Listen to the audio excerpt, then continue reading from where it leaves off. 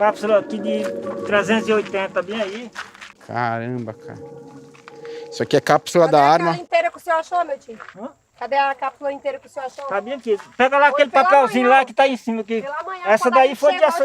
Aquela lá foi dessa noite. Nós queimar os barracos ontem à noite, aí nós rachou uma inteirinha aqui, ó.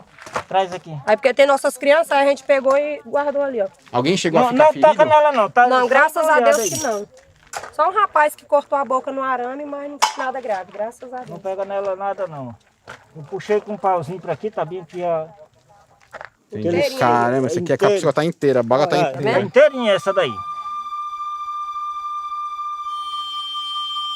Pelo amor de Deus, o povo vieram e tocaram fogo nas nossas coisas, gente. Olha aí pra vocês verem, olha. Isso é os pistoleiros, gente. Olha os pistoleiros que fizeram isso, olha. Tocaram fogo nas nossas coisas, pelo amor de Deus. O que a gente vai fazer agora, gente? Sem nada, sem nada.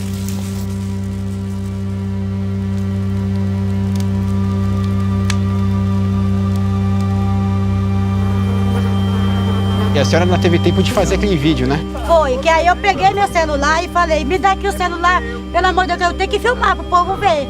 E aí eles já subiram lá pra cima, lá já, atirando também, tocando fogo nas coisas. Aí eles ficavam falando, isso aqui já foi avisado já, que isso aqui, nós já avisou há 6 meses que ia acontecer, há 6 meses. Porque a gente tá aqui, nós não tá na área da fazenda, nós tá na área do DENIT aqui.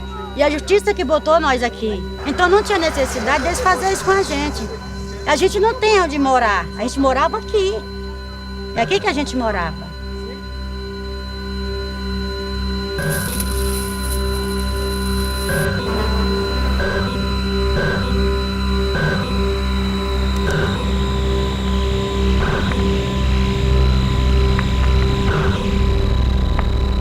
Quando o assunto é violência no campo, conflito por terra e reforma agrária, o sul do Pará é o lugar. Foi justamente nessa parte da Amazônia, hoje dominada por pastagens a perder de vista para a criação de gado, que aconteceram alguns dos mais sangrentos episódios da história recente do Brasil. É o caso da chacina de Pau d'Arco, de 2017, e o do massacre de Eldorado dos Carajás, ocorrido em 1996. E por falar em Eldorado dos Carajás, quando ainda estava em campanha para a presidência da República, Jair Bolsonaro chegou a visitar a simbólica Curva do S, o local exato onde morreram 19 trabalhadores sem terra, baleados por policiais militares. Quem tinha que estar preso são as lideranças do MST que provocaram esse episódio, esses canalhas vagabundos. Os policiais reagiram para não morrer trucidados por armas brancas desses bandidos do MST. Nas últimas 3 décadas, 1 milhão de famílias sem terra saíram de acampamentos de beira de estrada e foram alocadas em mais de 9 mil assentamentos criados pelo governo federal em todo o Brasil. Juntos, eles englobam uma área equivalente aos territórios da Espanha e da Alemanha somados. Parece muito, mas mesmo assim, o Brasil continua sendo um dos campeões mundiais em concentração de terra. 1/4 da nossa imensa área agrícola é ocupado por apenas 0,3% do total de fazendas. E quanto mais para o interior do país, mais concentrada é a propriedade. Mas o ritmo da reforma agrária, no sul do Pará e em todo o Brasil, vem desacelerando há pelo menos uma década. Durante os governos de Fernando Henrique Cardoso e Luiz Inácio Lula da Silva, a criação de assentamentos atingiu picos nos anos de 1998 e de 2005. Desde então, a reforma agrária saiu da lista de prioridades e nas gestões de Dilma Rousseff e Michel Temer, a curva literalmente despencou. Mas agora, com Jair Bolsonaro, a coisa mudou de figura e a reforma agrária foi totalmente paralisada.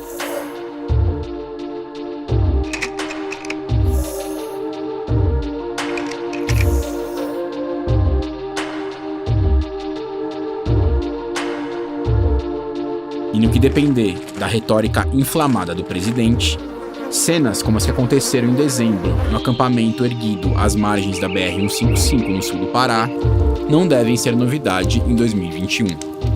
Isso vai mudar um dia, pode ter certeza que o Brasil vai voltar a ter lei e ordem.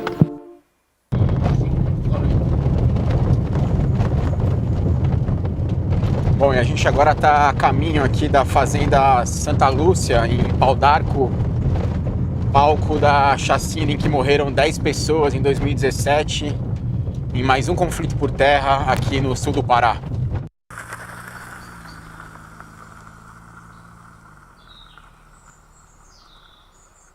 Aleluia. Então, isso, vamos encostar para perto. Nós temos convidado todos de pé para nós começar fazendo assim uma oração, convidando a presença de Deus. Aleluia. Porque sabemos que Deus tem que estar na frente de tudo. Essa questão aqui desse processo foi 10 pessoas mortas. Eu estou aleijado por esse motivo e não vou deixar isso aqui de graça. E o que é que nós vamos fazer? Nós vamos correr atrás desse procedimento, desse processo. Eu sou uma pessoa que não abro da mão da Santa Lúcia. A história da Santa Lúcia é bastante emblemática. Desde 2013, centenas de famílias reivindicam a criação de um assentamento na fazenda. Isso porque existe a suspeita de que os títulos da propriedade sejam irregulares. Porque a situação não está muito boa, entendeu? Já era muito comum nessa região aqui expedirem títulos de propriedade para latifundiários que vieram para cá e eles, com aquele título em mãos, acabavam se apropriando de uma área muito maior do que aquela registrada no documento. Quase todas as grandes fazendas aqui têm uma parte, às vezes, titulada e outra parte, às vezes, até de igual tamanho, às vezes até maior, que foi uma incorporação totalmente ilegal de área pública. A defesa dos proprietários da Santa Lúcia nega que a área tenha sido apropriada de forma indevida, ou grilada, como se diz no jargão do direito agrário. Mas nos últimos 8 anos, a fazenda foi ocupada várias vezes. A justiça determinou que os sem terra fossem retirados da área. Mas em 2017, o conflito escalou de vez. Policiais mataram 10 pessoas de um grupo escondido na mata que tentava entrar novamente na fazenda. Os policiais alegam ter atirado em legítima defesa. Bandido que atentar contra o policial vai levar chumbo, sim! Mas há fortes indícios de execução sumária.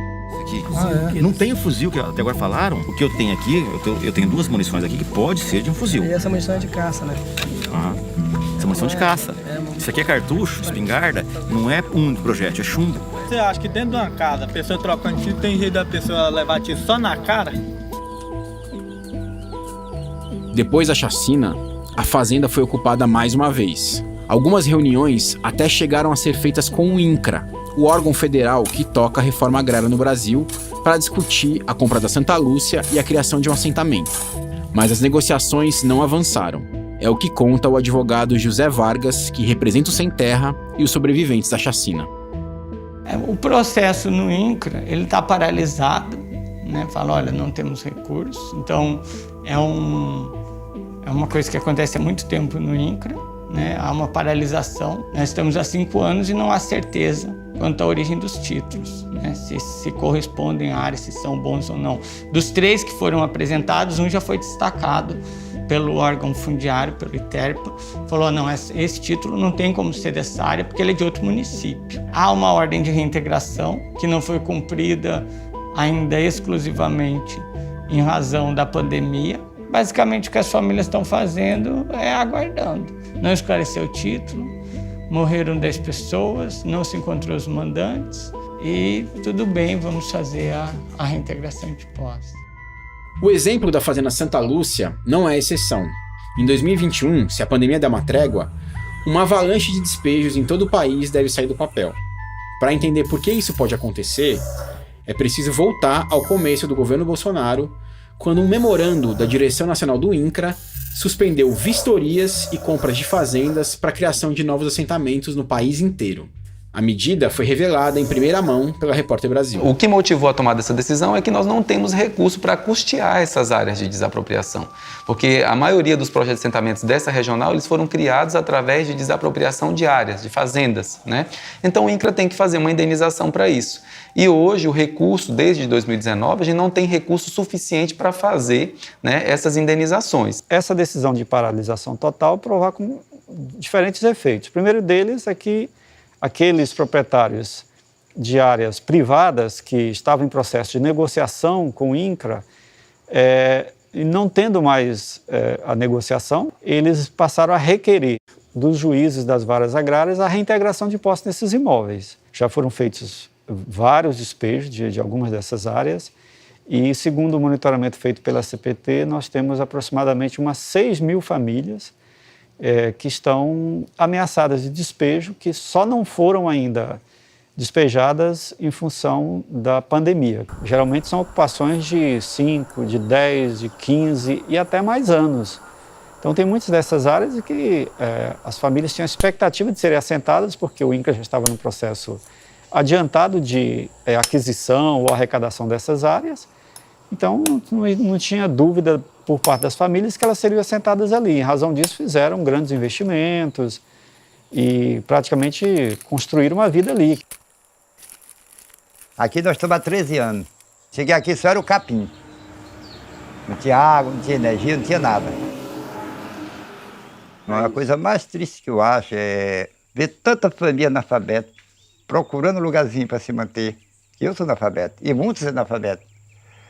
Vai para a cidade fazer o quê? Só sabe assinar o nome. Acabar com um patrimônio desse, certo, que não era nosso. Isso aqui eu faço. Aqui mas tem como deixar nós aqui, né? Cada família, são 212 famílias, cada um já na sua casinha, com seu trabalho, seu pão de cada dia, dia a dia. E se acontecer que nem aconteceu agora aí, próximo, né? Aí acabou. Você já pensou? Eu, Ave Maria, Deus me livre, e nós não podemos reagir, né? Que chega fora de hora, meia-noite, a gente está cansado dormindo, e quando você acorda é os pontapés e os tiros na frente da casa da gente. Aí a gente vai fazer o quê? Sorte quando a gente escapa ainda, né? O acampamento da Alcídio Jurandir, onde Cândido, a esposa e os filhos vivem há 13 anos, é um dos que podem ser despejados a qualquer momento. A ocupação de mais de 200 famílias fica numa fazenda da agropecuária Santa Bárbara Xinguara, também chamada de AgroSB. A empresa é ligada ao grupo Opportunity do banqueiro Daniel Dantas, preso anos atrás na Operação Satyagraha por suspeitas de corrupção. Hoje, a AgroSB é uma das maiores proprietárias de terra e criadoras de gado do país, com um rebanho estimado em 170 mil animais. Com a decisão do INCRA de suspender a compra de imóveis para a reforma agrária, a empresa informou em nota publicada em uma matéria da Repórter Brasil que, após 7 anos de idas e vindas, as negociações foram enfim encerradas. E acrescentou que a tentativa de apresentar a AgroSB como a destruidora dos sonhos dos trabalhadores rurais sem terra não corresponde à verdade dos fatos.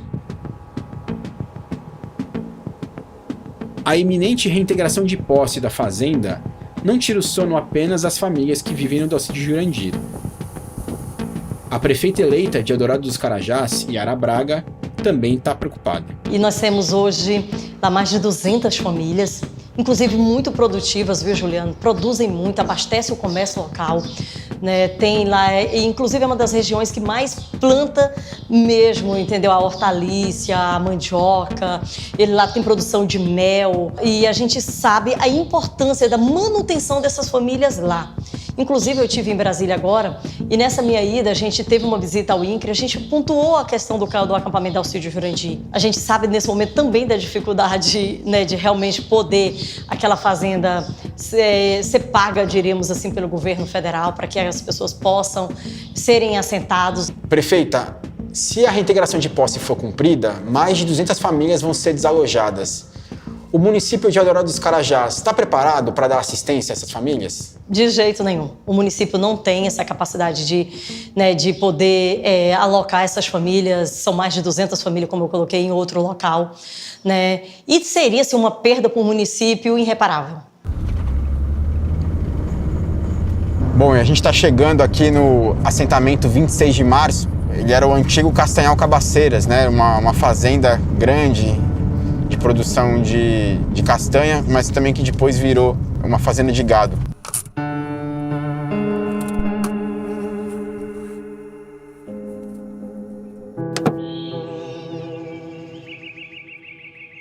A história dos Castanhais mostra bem como funciona a questão da terra no sul do Pará. Originalmente, os Castanhais eram áreas públicas do governo do estado. Décadas atrás, essas áreas foram repassadas a grandes produtores mediante o pagamento de uma espécie de aluguel. O contrato era exclusivamente para a extração de castanha.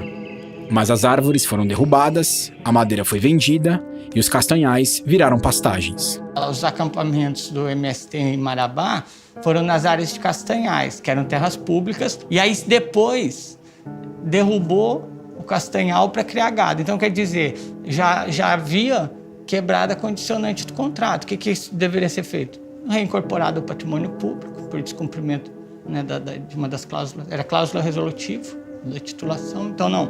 Combinado é que não ia derrubar. Derrubou, retoma e distribui. O caso do Castanhal Cabaceiras é um dos mais conhecidos da região. A fazenda, com uma área de 10 mil campos de futebol, teve 3/4 de sua cobertura florestal devastados. E ainda teve um agravante. Fiscais do trabalho do governo federal encontraram pessoas roçando capim em condições de escravidão em 4 oportunidades. Durante uma década, o MST manteve um acampamento em uma área equivalente a 1% da Cabaceiras. Em 2008, o INCRA desapropriou a fazenda e criou oficialmente o projeto de assentamento 26 de março, que hoje abriga 206 famílias. Mas os assentados afirmam que nos últimos anos, o INCRA vem sofrendo um desmonte. No passado, o INCRA, na verdade, acabava sendo o principal responsável para fazer a manutenção das estradas do assentamento. Inclusive tinha um crédito chamado Crédito Infraestrutura, né, que eles investiam para a recuperação de estradas nos assentamentos. Talvez nós somos um dos últimos assentamentos nesse processo a acessar esse tipo de recurso para abertura e recuperação de estrada, né, que eles fizeram aqui uma única vez. E a partir daí acabou sendo responsabilidade da prefeitura. Não sei se vai continuar, né?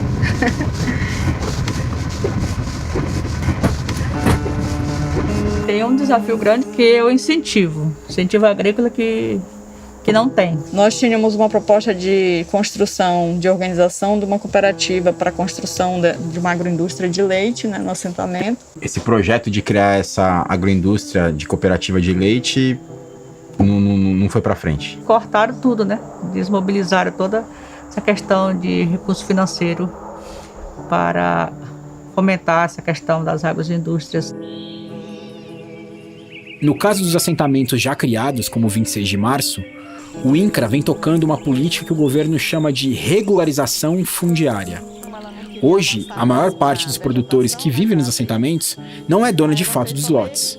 O plano do governo é acelerar a concessão dos títulos de propriedade definitiva para os agricultores. Do ponto de vista dos assentamentos, eu acho que a principal desestruturação, que é o que o Estado tem feito, que a Isabel falou, é a titularização. Porque significa o quê? Para o Estado, é tirar a responsabilidade dele com a política de reforma agrária. Porque uma vez que tu titula, tu emancipa, tu tira qualquer possibilidade de responsabilidade com esse território e joga ele para iniciativa privada, para relação com o município, vão fazer o que vocês sejam donos do seu próprio nariz. Eu acho que o fato que motivou essa tomada de decisão por parte do INCRA nacional é porque nós temos hoje, eu vou falar da SR 27, nós temos hoje especificamente 516 projetos de assentamentos criados, né?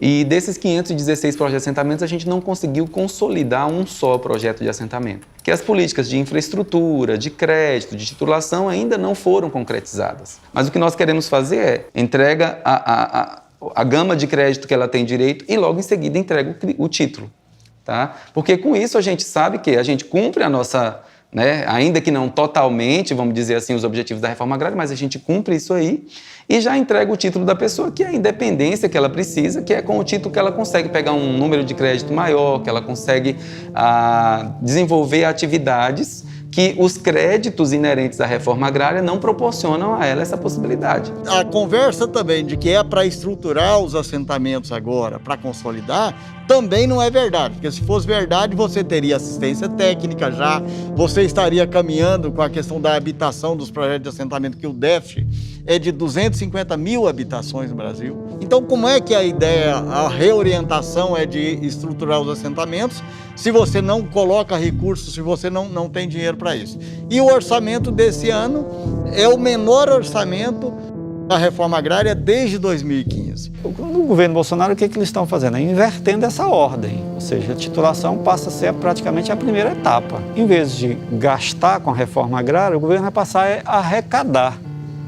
Porque com a titulação, o assentado ele tem que pagar o título para o governo federal, e o valor não é baixo. Titular é se ver livre dos assentados e dos problemas existentes da reforma agrária que o governo criou, que o governo não resolveu. Você está aí, a terra é sua, você faça dela o que você quiser. E aí é muito fácil chegar um fazendeiro vizinho, porque agora a área já é regularizada, tem um título de propriedade, ele pode vender, né, cumprido o prazo ali estipulado no título, e então fica mais fácil para, vamos dizer assim, os concentradores de terra, as grandes fazendas, incorporar essas terras vamos dizer assim, no processo do agronegócio.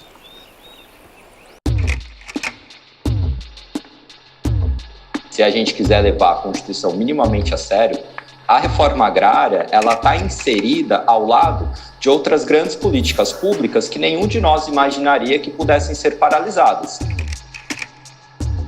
Quando o governo ele diminui em mais de 90% o orçamento do INCRA, que era destinado para a implementação de assentamentos e de aquisição de novas terras para serem destinadas para a reforma agrária, isso é uma mensagem bastante clara que o governo está passando. Ele diz, e diz inclusive textualmente algumas vezes, que a reforma agrária não vai acontecer, e de outro lado ele passa a favorecer o grileiro. Diversas entidades que fazem o monitoramento da violação a direitos humanos já constataram que a gente está passando por um momento de aumento da violência no campo, em especial aquela violência direcionada contra as lideranças populares que lutam por reforma agrária. O governo brasileiro passa uma mensagem de estímulo, ou ao menos de desinteresse em combater a violência no campo, a violência que é a consequência da paralisação dessas reformas.